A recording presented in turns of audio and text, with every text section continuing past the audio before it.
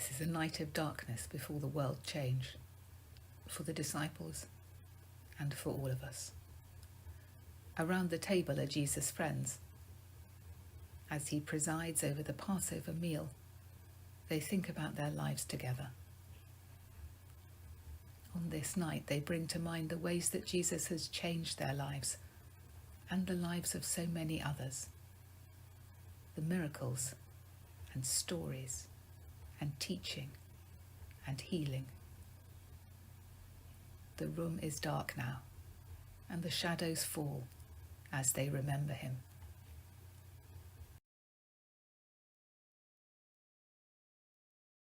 John remembers the wisdom, the things that he taught us, the things that we heard.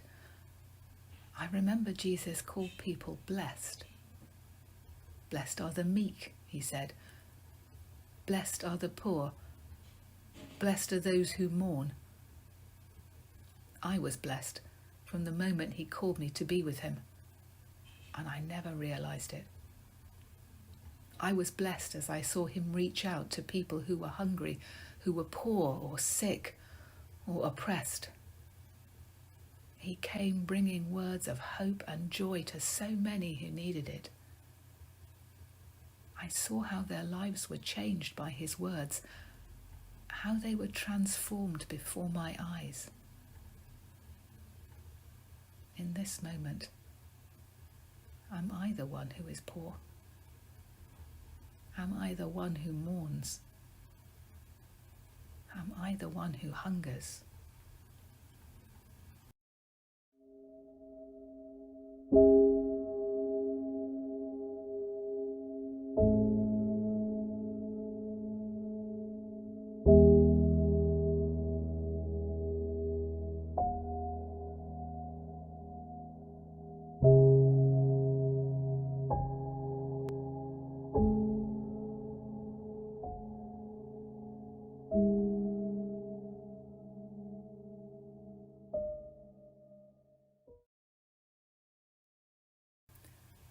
James remembers the miracles.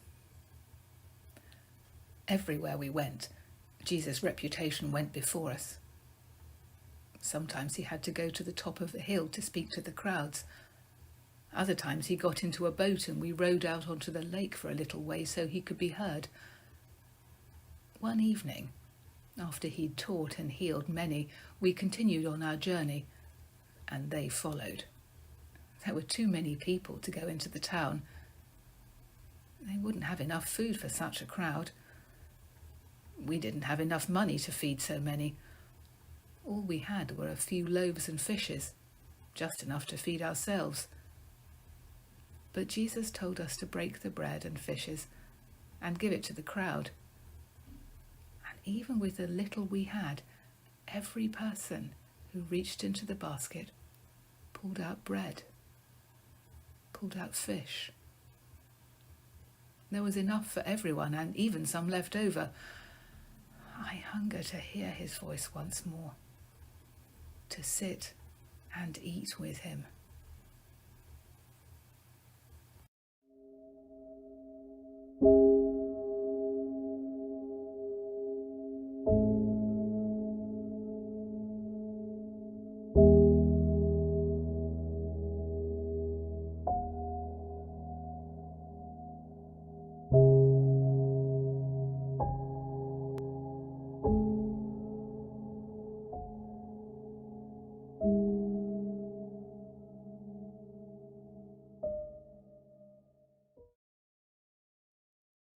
Thaddeus remembers the stories. Those stories he told us. Where could they have come from, if not from God? They were so full of wisdom, so full of lessons for us.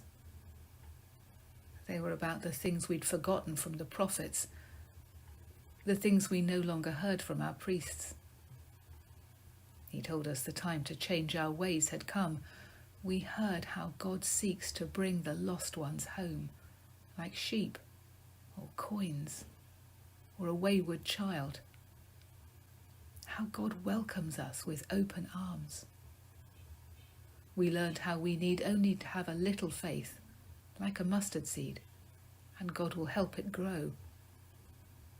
We learned that goodness is in all people, even if they are Samaritans. But on this night it feels as though I am lost. Who will come and find me?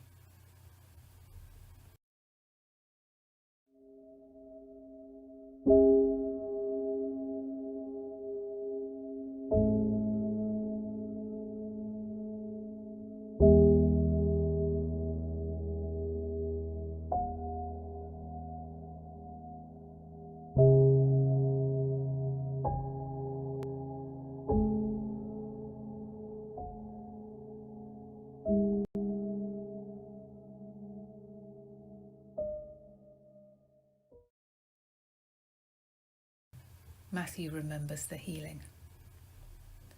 The crowd seemed to grow each day, yet somehow that woman reached Jesus and touched the hem of his garment. He felt the power go out of him. We thought it was simply the crowd of people pressing close to him, but then the woman walked out and thanked Jesus for making her well. She'd been suffering for 12 years, but she had faith to believe that Jesus would heal her. And though there were so many people separating her from him, somehow she managed to touch the hem of his robe and be completely healed. That power touched so many, some we knew by name, others who were complete strangers. I wish I had that touch now, for I am sick in my heart.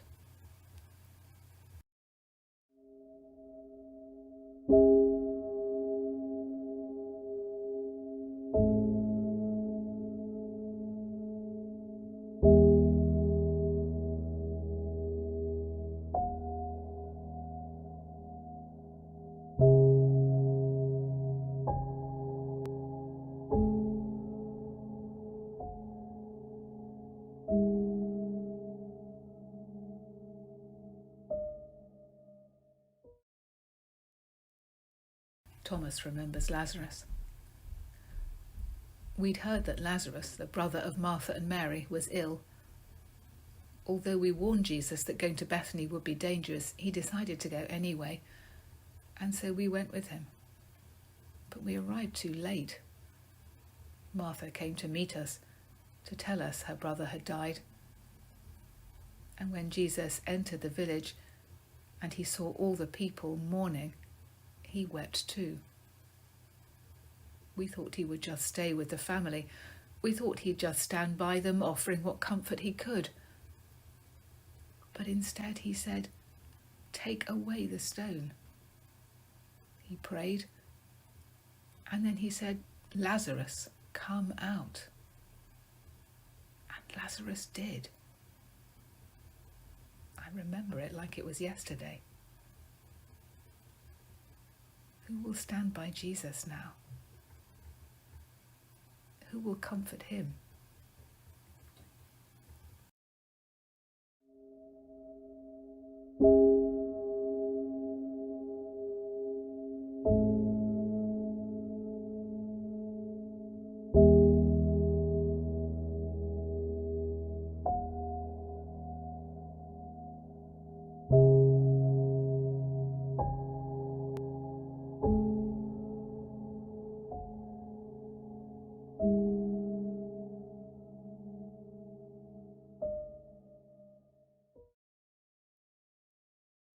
Peter, the rock.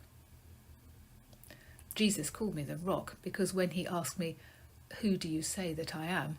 I answered, "You are the Messiah." Tonight at dinner, after he washed our feet, when he said that one of us would betray him, I swore that I would not, could not, do such a thing. And he said, 3 times, before the cock crows, you will deny me. I wonder, am I really the rock?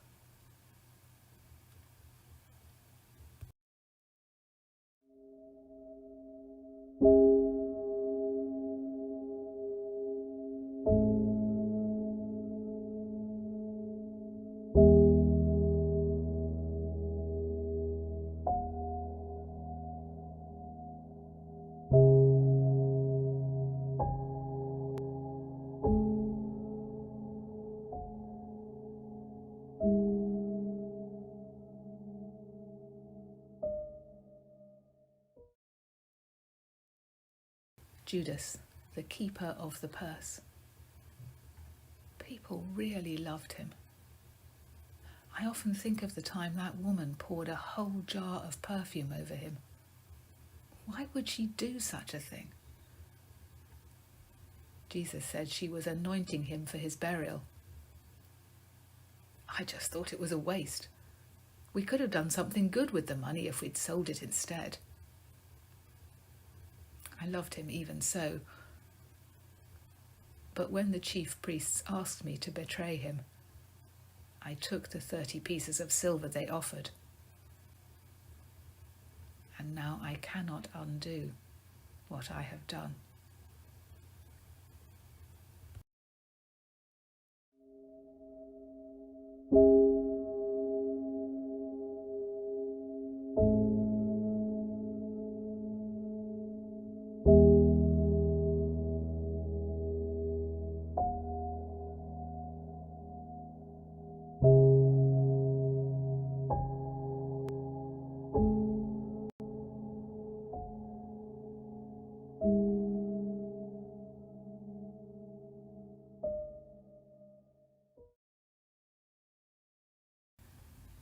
This is a night of darkness before the world changed, for the disciples and for all of us. As the shadows fall, Jesus and his disciples leave the upper room and go out to the Mount of Olives. We too leave in silence.